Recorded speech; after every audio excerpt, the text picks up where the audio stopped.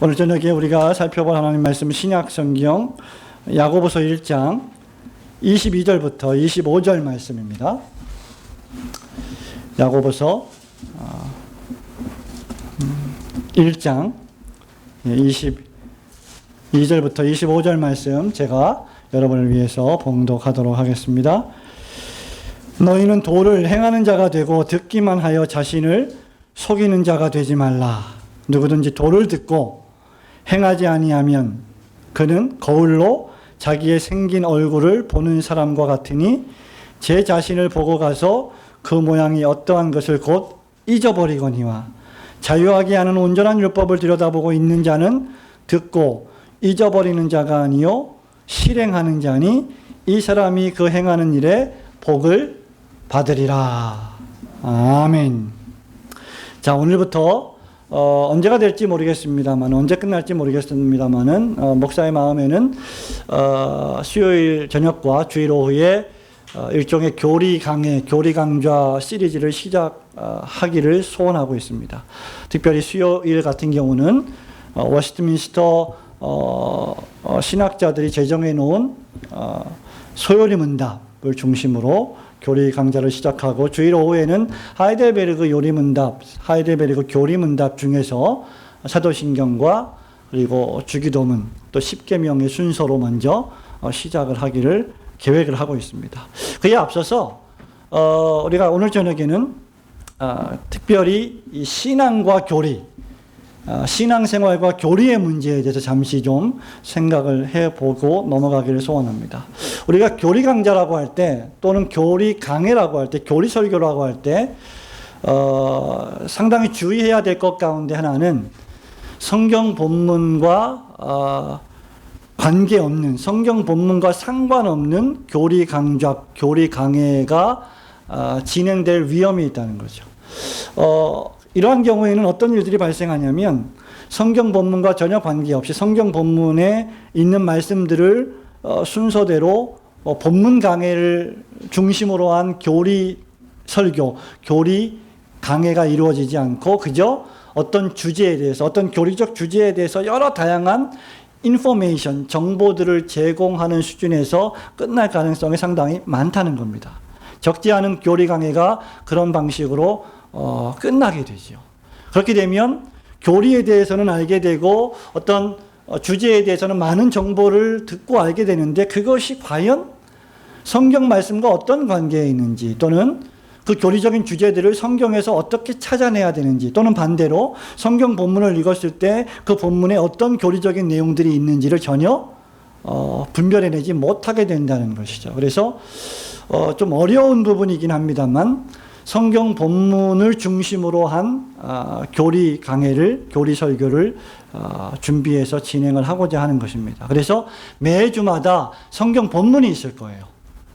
예를 들면 소요리 문답 제1문이 무엇이죠? 사람의 제일 되는 목적이 무엇입니까? 대답이 무엇이죠? 사람의 제일 되는 목적은 하나님을 영화롭게 하고 그분을 영원토록 즐거워하는 것입니다 라는 것이 대답이에요.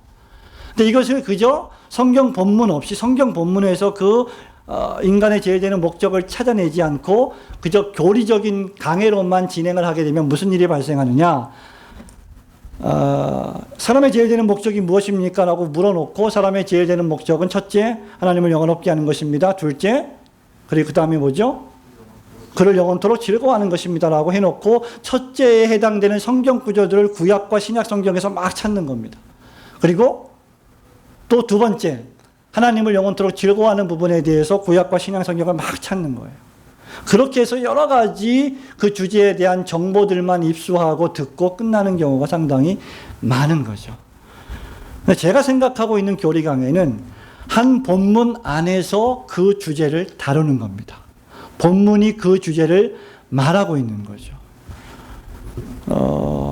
이러한 방식으로 성경 교리 강해를 시작하게 되면 여러분들이 성경 본문의 말씀을 읽을 때 이 본문의 말씀은 이 소요리 문답의 주제와 일맥상통하는구나라는 생각을 가지게 될 겁니다. 자, 그 전에 우리가 소요리 문답을 들어가고 또 하이델베르그 요리 문답을 제가 또 주일날 설명하겠습니다만은 그 주제에 들어가기 전에 저와 여러분이 예비적인 서론으로 좀 생각해야 될, 한 주, 두 주 정도 생각해야 될 부분이 하나 있는데, 바로 왜 우리가 교리를 배워야 하는가? 교리와 우리의 신앙에는 어떤 관계가 있는가? 특별히 우리는 개혁주의 신학에 기초한 신앙생활을 영위해 나가는 사람들인데, 과연 개혁주의 신앙이란 무엇인가? 라는 것들을 먼저 좀 살펴보기를 원합니다. 오늘 저녁에는 개혁주의 신앙과 교리, 이 두 가지 부분을 간단하게 시간이 허락되는 대로 좀 본문 말씀을 통해서 이해해 나가기를 소원합니다. 강의 시간은 35분에서 한 45분 그 정도 내외가 될 것 같습니다. 자, 22절 말씀을 같이 읽겠습니다. 22절 다 같이 시작.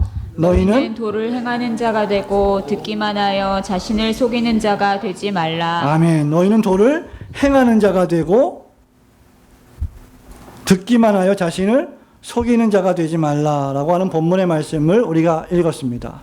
여기서 문제가 되는 것이 무엇입니까? 사람들이, 신자라고 하는 사람들이, 성도라고 하는 사람들이 도를 듣습니다. 어떤 사람이 성도이고 어떤 사람이 신자입니까?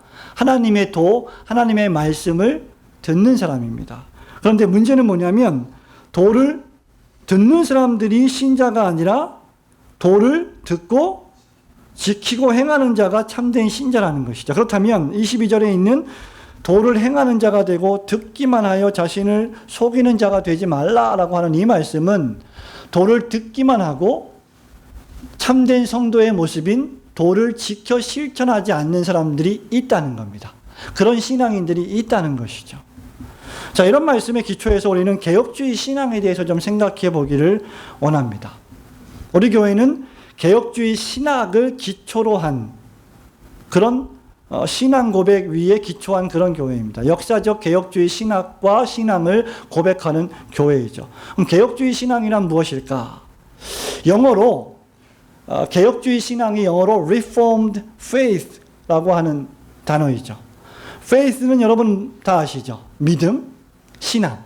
예. 그런데 Reformed라고 하는 것은 무슨 말입니까? 일종의 형용사죠. Reformed라고 하는 것은 문자적으로 번역하면 다시 구성하는, 재구성하는, 또는 다시 위치를 갖추는, 다시 조직을 갖추는 그러한 의미를 가지고 있어요. 그러면 Reformed Faith라고 하는 것은 다시 구성하는 신앙, 다시 자세를 갖추는 신앙, 다시 조직을 완비하는 신앙 정도로 우리가 해석을 할 수 있을 겁니다. 자, Reformed라고 하는 말, 이 말은 re라고 하는 접두사와 form이라고 하는 명사 또는 formed라고 하는 이 동사의 합성어죠. form이라고 하는 것은 무엇입니까? 자세, 형태를 가르쳐요. 그죠? form. 운동선수를 예를 들 때, 저 운동선수는 참 자세가 좋다. 그럼 뭐가 좋다 그래요, 보통? 폼이 좋다. 순한국말로 폼이 좋다. 영어로 form이 좋다. 예? 자세나 형태가 참 좋다 그 말입니다. 그런데 저와 여러분이 신앙생활에 이것을 도입해 보면, 저와 여러분이 예수님을 믿고 나서 교회 생활을 하면서부터 지금까지 때로는 1년, 때로는 5년, 때로는 10년, 20년, 30년 동안 신앙생활을 해왔습니다. 그래서 저와 여러분 신앙을 가지고 있어요. 믿음을 가지고 있습니다. 그렇죠? 그 믿음을 formed faith 라고 우리는 말할 수 있어요. 구성된 신앙, 형태를 갖춘 신앙. 얼마 동안?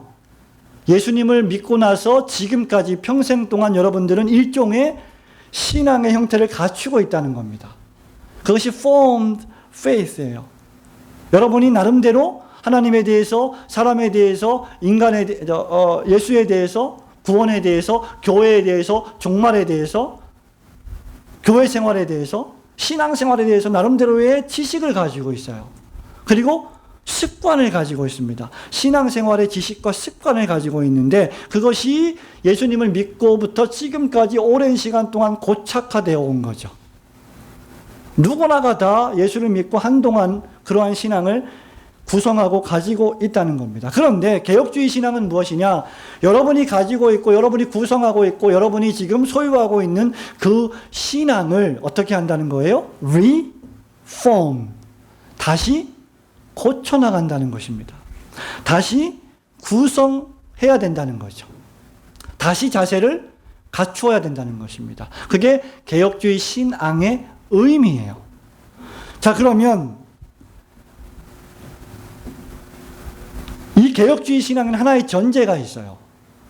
여러분이 지금까지 견지해온 어떤 구성된 신앙, 조직을 갖춘 신앙, 내용이 있는 신앙을 다시 구성하고 다시 형성해야만 된다면, 그것이 개혁주의 신앙이라면 여러분이 지금 가지고 있는 기존의 신앙이 재구성될 만큼, 다시 자세를 갖출 만큼 무엇인가 문제가 있다는 것이죠. 문제가 없다면 리폼할 필요가 있어요, 없어요? 폼이 좋으면 고칠 필요가 있어요, 없어요? 자세가 완벽하면 고칠 필요가 없습니다. 그런데 완벽하지 않고 무엇인가 심각하게 그 자세가 문제가 있기 때문에 그것을 고쳐 나가는 것이 바로 개혁주의 신앙이라고 할 수 있는 거죠. 여기에 전제는 뭐냐? 저와 여러분이 일평생 동안 신앙생활 해온 모습, 신앙상의 모습에 오류가 있을 수 있다는 것을 전제하는 거죠. 그래서 개혁주의 신앙은 끊임없이 고쳐나가는 신앙이에요. 이 고쳐나가는 신앙을 가장 잘 시사해주는 단어가 무엇입니까? 개혁이라고 하는 단어이죠. Reformation. 거기서 종교개혁이 나온 거죠. 종교개혁의 의미가 무엇입니까? 16세기 종교개혁이 발생한 이유가 무엇입니까? 기존의 로마 가톨릭 교회의 신앙이 신앙상의 모습이나 생활의 모습이나 의식의 모습이나 교리의 모습이 상당 부분 잘못된 것들이 있기 때문에 그것을 어떻게 한다? 원래의 모습대로 다시 구현해내는 것이 reformation, 종교개혁인 거죠. 자, 그렇기 때문에 개혁주의 신앙이라고 하면 어떤 신앙의 가르침과 삶에 있어서 초래된 잘못들, 오류들을 일단 재구성하는 신앙 정도로 이해할 수 있을 것입니다. 개혁주의 신앙할 때 저는 여러분에게 아카데믹한 16세기 발생했던 종교개혁의 여러 가지 신학적인 이슈들을 설명하기를 원치 않습니다. 그런 내용들은 다음 기회에 어떤 기회가 있을 거예요. 좀 쉽게 개혁주의 신앙을 여러분에게 좀 설명하기를 원합니다. 저와 여러분이 가지고 있는 신앙의 생활과 습관을 재구성하려면 기존에 여러분들이 가지고 있는 신앙의 모습과 생활을 일정 부분 수정 또는 제거해야 됩니다. 잘못된 것이 있으면 어떻게 해야 돼요? 그 잘못된 폼을 제거하거나 아예 없애버리거나 또는 수정해야 됩니다. 아예 없애버려서 처음부터 다시 자세를 갖추게 하거나 아니면 약간만 수정해서 원래의 모습으로 돌아오게 만드는 것이 개혁주의 신앙이라고 할 수 있겠죠. 자, 그러면 왜 우리의 신앙은 자꾸 고쳐나가야만 될까요? 왜 그럴까요? 우리의 신앙에 왜 그렇게 문제가 많을까요? 로마서 3장 10절에 보면 사도 바울이 우리에게 뭐라고 말합니까? 이 세상의 의인은 없나니 하나도 없다. 13절에 보면 저희의 목구멍은 열린 무덤이다. 저희 혀로는 무엇을 말한다? 거짓을 말한다. 우리의 신앙의 모습과 생활에 문제가 왜 그다지도 많은가? 그 가장 강력한 이유 가운데 하나는 우리가 죄인이라고 하는 사실 때문입니다. 그렇기 때문에 지상에 존재하는 그 어떤 신자도 완전한 신자, 완벽한 신자는 없다는 거예요. 이것은 무엇을 우리에게 말해주고 있느냐? 우리의 신앙이 매일매일, 매주, 매달, 해마다 끊임없이 고쳐져야 되고 개혁되어져야 한다는 것을 의미하는 거예요. 이것을 싫어하면 안 되는 겁니다. 자, 야고보서 2장 22절 다시 보세요. 너희는 도를 어떻게 하라고요? 행하는 자가 되고 듣기만 하여 자신을 속이는 자가 되지 말라라고 야고보 사도가 경고하고 있습니다. 자, 여기 야고보 사도가 경고하고 있는 이 대상은 어떤 잘못을 초래하고 있습니까? 신앙상에? 이 사람의 신앙은 무슨 신앙입니까? 주의 도를 듣기만 하는 신앙이죠. 잘 듣습니다. 예배 잘 드립니다. 말씀 잘 듣습니다. 율법에 대해서 정통합니다. 많이 알고 있습니다. 많이 들어서 많이 알고 있어요. 그런데 문제는 뭡니까? 그것을 실행에 옮기지 않아요. 그죠? 행하지 않습니다. 이러한 사람을 가리켜서 22절에 어떤 사람이라고 정의하고 있어요? 속이는 자다. 다시 말하면, 노골적으로 말하면 신자가 아니다. 유사 그리스도인이다. 그런 표현이 있다고 하면, 가짜 그리스도인이다. 그런 표현이 있다면, 여러분, 이것이 무엇인가 심각하게 오류가 있는 부분들이죠. 23절에 보면 뭐라고 했습니까? 누구든지 도를 듣고 어떻게 하라고 했어요? 행하라고 했습니다. 행하라고 했어요. 행하지 아니하면 이 말은 무슨 말입니까? 도를 행해야만 한다는 것이죠. 말씀은 행해야 되는 겁니다. 그러면 행하지 않고 듣기만 하는 삶을 수정하고 교정해야 되는 거예요. 말씀을 통해서 끊임없이 고쳐나가는 겁니다. 도를 행하는 것이 무엇입니까? 하나님의 말씀을 읽었고 하나님의 말씀을 들었고 하나님의 말씀을 배웠으면 그 읽고 듣고 배운 말씀을 나의 삶에 적용해서 나의 신앙의 생각, 나의 신앙상의 말, 나의 신앙상의 행실, 나의 신앙상의 교회에서 드러나는 교회 생활에서 무엇인가 잘못된 부분이 있으면 끊임없이 고쳐나가는 삶이 도를 행하는 삶이 되는 거죠. 24절과 25절은 이것을 뭐라고 말합니까? 제 자신을 보고 가서 그 모양이 어떠한 것을 잊어버리거니와 라고 했습니다. 말하자면 개혁주의 신앙은 듣고 잊어버리는 신앙이 아니라는 거죠. 개혁주의 신앙은 들었으면 실행하는 신앙이라는 거예요. 그러니까 개혁주의 신앙에 있어서 말씀을 듣고 말씀을 행하는 것은 분리할 수 없는 일입니다. 말씀을 들었으면 그 들은 말씀대로 그대로 실천에 옮겨야 되는 것이죠. 그 들은 말씀을 가지고 나의 신앙상의 잘못된 부분들을 끊임없이 쳐내야 되는 거예요. 여러분, 이러한 모습들은 성경에 상당히 많이 나와 있습니다. 특별히 한 예를 들어봅시다. 사도행전 8장 9절부터 한번 찾아볼까요? 사도행전 8장의 말씀을 여러분이 한번 찾아보겠습니다. 사도행전 8장 9절. 자, 빌립이 사마리아에서 복음을 전도합니다. 그때 그 성에 누가 있었어요? 8장 9절에 시몬이 있었습니다. 이 시몬은 직업이 뭐였습니까? 마술을 행하여 큰 놀라운 일들을 벌리던 신기한 일을 하는 사람이었죠. 이 일을 통해서 돈을 벌었고 먹고 살았던 인물입니다. 그런데 이 성에 빌립이 복음을 전했어요.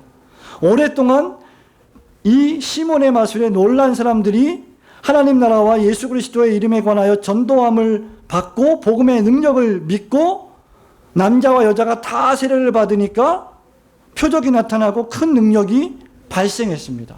그리고 빌립이 그들에게 성령을 받으라고 말합니다. 그래서 성령을 충만하게 그들이 받게 됩니다.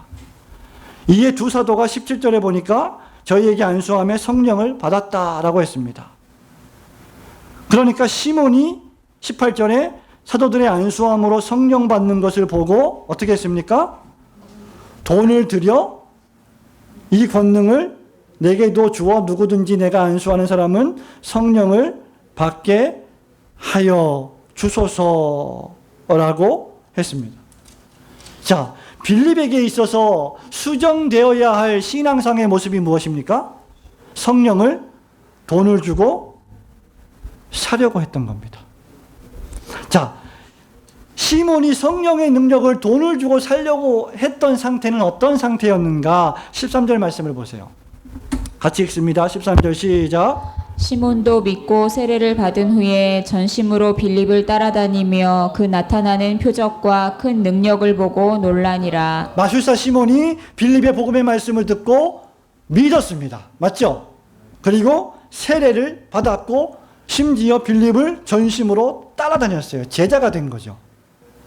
그런데 그 이후에 그 제자의 삶의 모습은 진정한 성경적인 제자의 삶의 모습과는 전혀 차원이 다른 삶의 모습이었죠. 왜? 그 빌립이 행하는, 사도들이 행하는 놀라운 능력을 돈 주고 사려고 했던 것입니다. 이런 것들이 수정되어야 될, 교정되어야 할 신앙상의 모습이라는 겁니다. 지금 우리는 개혁주의 신앙의 정의에 대해서 말씀을 상고하고 있습니다.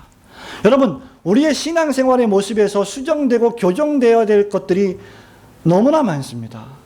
또 한 가지 예를 들자면 20세기와 21세기에 상당히 유행했던 easy believism이라고 하는 신앙의 한 모습이 있죠. 신앙의 한 표현. easy believism이 무엇입니까? 쉽게 표현하면, 쉽게 번역하면 그냥 쉬운 믿음. 쉬운 믿음. 그럼 무엇이 쉬운 믿음일까요? 예수를 믿으면 구원을 얻는다. 맞죠? 그런데 예수를 한번 믿으면 나의 삶이 어떠하든지 내가 어떠한 삶을 샀는지 관계없이 나는 자동적으로 하나님의 나라의 백성이 되고 죽어서 하나님의 나라에 간다, 천국에 간다라고 믿는 것이 이지 빌리비즘의 핵심 내용이에요. 이건 역시 반드시 교정되고 개혁되어야 할 신앙의 모습이죠. 왜냐하면 성경은 단순히 예수 그리스도를 믿는 믿음, 그 믿음과 분리된 성도의 삶, 성화적인 삶, 거룩한 삶이 없이 천국에 간다고 말하지 않고 있기 때문이죠. 성경은 항상 두 가지를 강조합니다. 사람이 구원을 얻으려면 어떻게 얻을 수 있어요? 율법의 행위로 얻나요?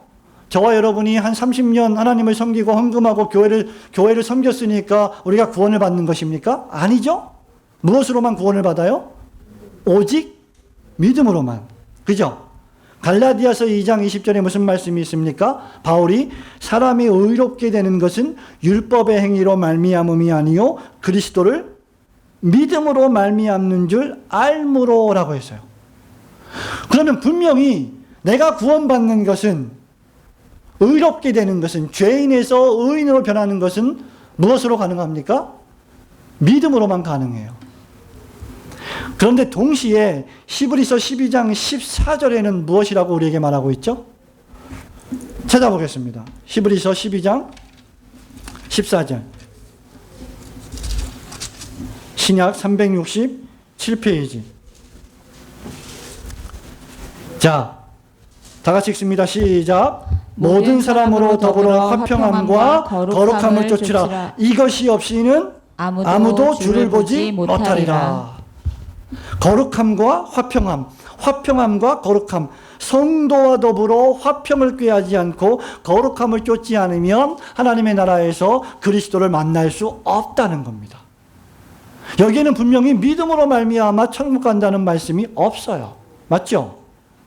그러면 구원을 얻고 의롭다함을 받는 것은 오직 믿음으로 말미암아 된다는 것도 진리고, 동시에 히브리서 12장 14절에 거룩함이 없이는 주님을 보지 못하는 것도 진리의 말씀입니다. 그러니까 그저 예수만 믿으면 무조건 천국 간다고 주장하는 것은 교정되어야 될, 개혁되어야 될 대성이라는 거죠. 빌립보서 2장 12절 말씀을 찾아봅시다. 빌립보서 2장 12절. 신약 319페이지. 사도 바울이 빌립보 교회에 편지합니다. 2장 12절 다 같이 읽습니다. 시작. 그러므로 나의 사랑하는 자들아, 너희가 나 있을 때뿐 아니라 더욱 지금 나 없을 때에도 항상 복종하여 두렵고 떨림으로 너희 구원을 이루라. 두렵고 떨림으로 항상 복종하여 뭘 이루라고 했습니까? 구원을 이루라. 단순히 한 번 믿기만 하면 무조건 하나님 자녀가 되고 천국 백성이 된다고 말하고 있지 않아요. 이 본문의 말씀은. 그렇기 때문에 easy believism이라고 하는 것은 성화와 거룩한 삶과 경건의 삶과 영화를 무시한, glorification의 과정을 무시한 아주 잘못된 신앙상의 모습이라고 할 수 있는 겁니다. 쉽게 말하면 예수를 믿는데 삶은 악인과 똑같은 삶의 모습을 살아가고 있다면 그는 결코 주를 볼 수가 없다는 겁니다. 그렇기 때문에 개혁주의 신앙의 정의는 무엇이냐? 끊임없이 우리의 신앙상의 잘못된 생각, 말, 행실, 습관, 전통 이런 것들을 고쳐나가야 한다는 것이죠. 여기에 하나의 전제가 있다고 했습니다. 그것이 무엇이라고 했습니까? 우리의 그동안 고착화되어 왔던 신앙상의 모습에 무엇인가 오류가 있을 수 있다는 것을 전제한다는 것이죠. 그렇기 때문에 성도 여러분, 개혁주의 신앙을 하는 성도들, 사람들은 겸손할 수밖에 없어요. 오늘날 저는 좀 아쉽고 참 답답한 일 가운데 하나가 개혁주의 신학을 한다는 신학자들, 교수들, 목사들, 개혁주의 신학을 한다는 사람들이 겸손하지 못한 모습에 대해서 참 상당히 안타까움을 금할 수 없습니다. 개혁주의 신학을 한다는 사람들이 많이 분열됩니다. 물론 정당한 분열도 있어요. 그런데 정당하지 못한 분열도 있습니다. 그 이유가 무엇입니까? 겸손하지 못하기 때문이에요. 자기만 옳다고 생각하기 때문이죠. 어떻게 보면 개혁주의 신앙만큼 포용력이 넓은 신앙이 없습니다. 왜냐하면 내가 무엇인가 내 신앙상의 모습이나 행실이 잘못될 수 있다고 하는, 잘못이 오류가 있을 수 있다고 하는 것을 인정하기 때문에 겸손할 수밖에 없죠. 그래서 가장 겸손한 신학은 무엇이냐? 개혁주의 신학이라고 할 수 있는 겁니다. 자, 그렇다고 하면 어쨌든 개혁주의 신앙은 무엇이냐? 우리가 지향하는 신앙의 모습은 어떠해야 하느냐? 끊임없이 기존에 여러분이 의식적으로든지 무의식적으로든지 고착화되어 왔던 신앙상의 모습들을 늘 점검하고 고쳐나가야 한다는 것이죠. 두 번째입니다. 그러면 여기서 질문이 하나 생깁니다. 과연 내가 무엇이 어떻게 잘못되었는지를 누가 알려주느냐 이 말입니다. 다시 말하면 개혁주의 신앙의 기준 또는 표준이 무엇이냐는 거죠. 자, 혹시 여러분들 가운데 운동을 하는 선수가 계십니까? 혹시 운동선수가 없다면, 운동을 좋아한다면 코치에게서 운동을 배운 사람들이 있습니까? 우리 집사님 배드민턴, 다른 분들은 다른 운동들을 하는데, 자, 우리의 이 운동을 할 때 우리의 그 폼이나 자세나 모습들을 교정해주는 선생님들이 있어요. 그 선생님을 뭐라고 부릅니까? 코치라고 부르죠. 그죠? 그 코치가 일종의 표준입니다. 왜냐하면 그 코치들은 어떤 운동 종목의 대가이기 때문이죠. 어떤 운동 종목을 어떻게 섭렵해야 되는지를 이미 통과했던 사람들이에요. 그렇기 때문에 정통으로 배우려면 누구한테 배워야 합니까? 좋은 코치에게 배워야 돼요. 좋은 스승에게 배워야 됩니다. 좋은 스승에게 배우지 않으면 어떤 결과를 초래하느냐? 내가 잘못됐는지 잘못되지 않았는지를 몰라요. 왜? 선생도 모르니까. 코치도 정통한 코치가 아니기 때문에 올바로 배울 수가 없는 겁니다. 그럼 내가 무엇이 잘못되었는지를 알 수 있으려면, 즉 개혁주의 신앙의 기준과 표준이 있어야 되는데, 그 개혁주의 신앙의 표준은 무엇입니까? 바로 성경, 하나님의 말씀이라는 겁니다. 자, 22절 다시 볼까요? 22절 말씀. 야고보서 1장 22절 시작. 너희는 도를 행하는 자가 되고 듣기만 하여 자신을 속이는 자가 되지 말라. 23절 누구든지 도를 듣고 행하지 아니하면 이라고 했습니다. 자, 도를 어떻게 하라? 행하라. 23절에 도를 듣고 행하지 아니하면 이라고 했습니다. 자, 우리 개혁주의 신앙의 표준, 우리가 우리 신앙생의 상의 잘못된 모습들을 고쳐 나가야 되는 표준은 무엇이다? 주님의 도다. 주님의 법이다. 하나님의 말씀이다. 이 도가 무엇이냐? 25절 보세요. 자유하게 하는 온전한 율법. 자유하게 하는 온전한 율법이 하나님의 계명의 말씀. 고린도전서 1장에서는 이 도를 어떻게 설명하고 있습니까? 십자가의 도로 설명하고 있죠. 십자가의 도가 멸망받을 자에게는 미련해 보이지만 우리에게는, 구원을 얻는 우리에게는 무엇이 된다? 하나님의 능력이 된다라고 했습니다. 기존의 오류나 잘못들을 제거하기 위해서는 반드시 기준이 있어야 돼요. 표준이 있어야 됩니다. 무엇이 진리고 무엇이 비진리인지를 판단할 수 있는 기준이 있어야 된다는 거죠. 이 기준이 바로 다름 아닌 성경이라는 것입니다. 그래서 종교개혁의 위대한 3대 원리 가운데 하나가 뭐예요? 오직 성경이에요. Sola Scriptura. 종교개혁의 5대 표제가 있는데 그 가운데 3대 표제. Sola Fide, 오직 믿음. Sola Gratia, 오직 은혜. 그 다음 Sola Scriptura, 라틴어로 오직 성경. 성경만이 우리의 신앙의 가장 무오한 표준이 된다. 우리의 신앙과 우리의 구원과 우리의 생활의 유일무이한 표준이 오직 성경뿐이다.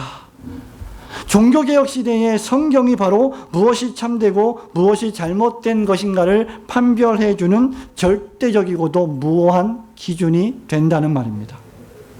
그렇기 때문에 개혁주의 신앙을 조금 더 고급스럽게 정의를 하면 이렇게 정의할 수 있을 겁니다.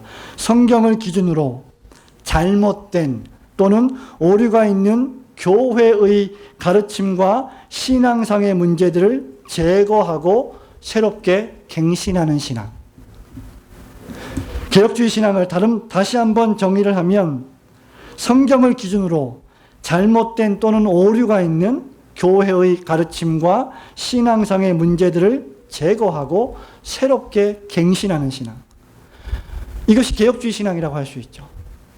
이것을 여러분 개인에게 적용하면 어떻게 우리가 정의할 수 있겠습니까? 성경을 기준으로 잘못된 또는 오류가 있는 나의 행실과 신앙상의 문제들을 제거하고 새롭게 갱신하는 신앙 정도로 우리가 정의할 수 있을 겁니다. 그래서 종교개혁의 위대한 모토 가운데 하나가 무엇입니까? 개혁된 교회는 어떻게 해야 한다? 항상 개혁되어야 한다. 한 번만 개혁되었으면 끝나는 것이 아니라 16세기에 종교개혁이 한 번 발생했으면 끝나는 것이 아니라 끊임없이 우리는 개혁되어 가야만 한다는 거죠. 왜? 아까 이유를 말씀드렸죠. 우리가 그만큼 오류나 잘못된 행실을 할 수밖에 없는 존재들이기 때문에 끊임없이 하나님의 말씀으로 경고를 받고 경책을 받고 하나님의 말씀으로 생각을 하고 판단을 하지 않으면 최고의 규범과 표준인 Sola Scriptura, Tota Scriptura, 충분한 성경의 말씀으로 우리를 점검하지 않으면 우리는 다 양 같아서 어떻게 가요? 그릇 행하여 다 치우쳐 무익한 길로 빠지기 때문입니다. 사사기의 표현대로 하면 이스라엘의 왕이 없으므로 각기 사람들이 자기 소견에 옳은 대로 행하게 되는 거예요. 그래서 그렇게 하지 못하도록 주신 것이 무엇입니까? Sola Scriptura예요. 오늘날 교회에서 이것이 과연 정말 잘 구현되고 있는가를 우리는 살펴볼 줄 알아야만 합니다. 이 모토는 무엇을 또 전제합니까? 지상교회가 완전하지 못하다는 것을 전제하죠. 그죠? 지상교회가 완전하다는 것을 전제하지 않습니다. 로마 가톨릭교회는 어떻게 얘기했습니까? 교회가 완전하다. 교황이 무오하다. 마리아는 죄가 없다. 전부 거룩하고 전부 완전하고 전부 무오해요. 그래서 로마 가톨릭 교회는 어떻습니까? 교회의 권위가 성경의 권위보다 어디에 있어요? 위에 있단 말이에요. 그래서 교회가 뭘 해석을 합니까? 성경을 해석하고 성경을 판단해요. 그러나 개혁교회는 성경이 교회를 해석하고 교회를 판단하는 것이죠. 여기에는 무엇이 전제됩니까? 지상교회가 불완전하다. 지상교회나 교회의 가르침이나 교훈이나 그리스도인의 신앙생활이 완전하지 않다는 것을 인정하는 것입니다. 그래서 개혁주의 신앙은 끊임없이 신앙을 성경적으로 개혁해 나가는 것이라고 할 수 있는 거예요. 어떻게 보면 성도의 삶은 무엇입니까? 성도의 생애는 무엇입니까? 끊임없이 주일마다 하나님의 예배당에 나와서 예배를 드리고 말씀을 들으면서 나를 그 말씀에 비추어서 끊임없이 하나님의 사람으로 하나님의 형상과 모양대로 변화시켜 나가는 지고지난한 과정이라고 할 수 있어요. 예수를 믿고 신앙생활을 하는 과정은 그저 단순히 복을 받기 위한 수단이 아니라 하나님의 인격을 닮아가기 위한 길고 긴 여정이라고 할 수 있는 겁니다. 한국 교회가 이러한 모습을 회복할 때 교회에서뿐만 아니라 가정에서, 사회에서 교회와 성도는 참된 모습을 회복하게 될 것이고 존경을 받게 될 것이죠. 그래서 개혁주의 신앙은 끊임없이 신앙을 성경적으로 개혁해 나가는 것이다. 우리를 개혁해주는 표준은 오직 성경뿐이다. 재직회, 노회, 당회, 총회 이 모든 것들도 성경의 권위 아래 종속되어 있다 라는 겁니다. 성경이 노라고 말하면 그 어떤 공의회가, 그 어떤 종교회의가 엄청난 권위를 가지고 우리에게 명령한다 할지라도 그것이 성경의 정신과 성경의 원리와 위배되면 우리는 아니라고 말해야 된다는 거죠. 고쳐나가야 되는 겁니다. 자, 23절에 보면 성경이 하는 역할, 주님의 도가 하는 역할을 우리에게 설명해 주고 있습니다. 23절 다시 한번 읽어볼까요? 시작. 누구든지 도를 듣고 행하지 아니하면 그는 거울로 자기의 생긴 얼굴을 보는 사람과 같으니. 자, 예. 도를 듣고 행하지 아니하면 그 사람은 어떤 사람과 같다 그랬습니까? 거울로 자기의 생긴 얼굴을 보는 사람인데, 여러분이 거울을 보는 이유는 무엇입니까? 다른 주석이 필요 없어요. 그죠? 거울을 보는 이유가 뭐예요?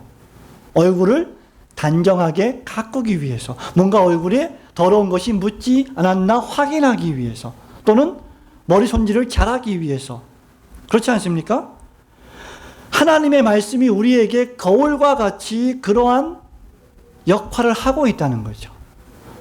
하나님의 말씀은 거울과 같아서 저와 여러분이 자기 생긴 얼굴을, 자기 영혼의 모습을, 자기의 신앙의 상태를 확인하는 겁니다. 무엇을 통하여? 주님의 법도를 통하여. 자기 모습을 보는 자예요. 성경은 여러분의 모습을 보여줍니다. 아까 말씀드린 것처럼 사도 바울이 로마서 3장 10절에서 말씀하고 있는 것처럼 의인은 없나니 하나도 없도다라고 우리의 모습을 보여주는 거죠. 예레미야 선지자 같은 경우는 우리에게 뭐라고 말합니까? 만물보다 심히 부패하고 거짓된 것이 사람의 마음이다. 이사야 선지자는 뭐라고 말합니까? 너희들이 행하고 있는 그 가장 최고의 선, 최고의 거룩한 행실까지라도, 그런 행실조차라도 하나님 앞에서는 넝마 쪼가리에 불과하다. 그것이 성경이 우리에게 보여주는 모습입니다. 그렇기 때문에 너희들에게는 무엇이 필요하다? 예수 그리스도의 완전한 의가 필요하다. 그분을 믿는 믿음이 필요하다. 성령님의 중생시키시는 역사가 필요하다. 이런 것들을 보여주는 것이 성경입니다. 성경을 보면, 주의 도를 보면 하나님이 누구신지, 인간이 어떤 존재인지, 그리스도가 어떤 분이신지, 우리가 왜 그리스도를 믿고 영접해야 하는지를 거울과 같이 보여주고 있다는 것이죠. 그것이 성경책, 특별 계시의 책. 또 하나 보여주는 책이 있는데 무엇입니까? 일반 계시, 자연 계시, 온 우주와 역사와 만물. 하나님의 능력과 하나님의 신성과 하나님이 존재하시는 그 존재의 모습이 온 천하에 분명히 보여 알게 된다라고 사도 바울은 로마서 1장 28절 29절에서 말하고 있죠. 그러므로 저희가 핑계하지 못할 것이다. 그러니까 저와 여러분은 자연이라고 하는 계시의 책, 자연의 거울, 그리고 특별히 구원 계시의 책인 성경의 거울을 가지고 있는 거예요. 어디를 가든지 우리는 거울을 보고 있는 겁니다. 그 거울을 보고 우리의 잘못된 신앙의 모습을 고쳐나가야 한다는 것이죠. 25절에 보면 거울을 보는 이유는 무엇입니까?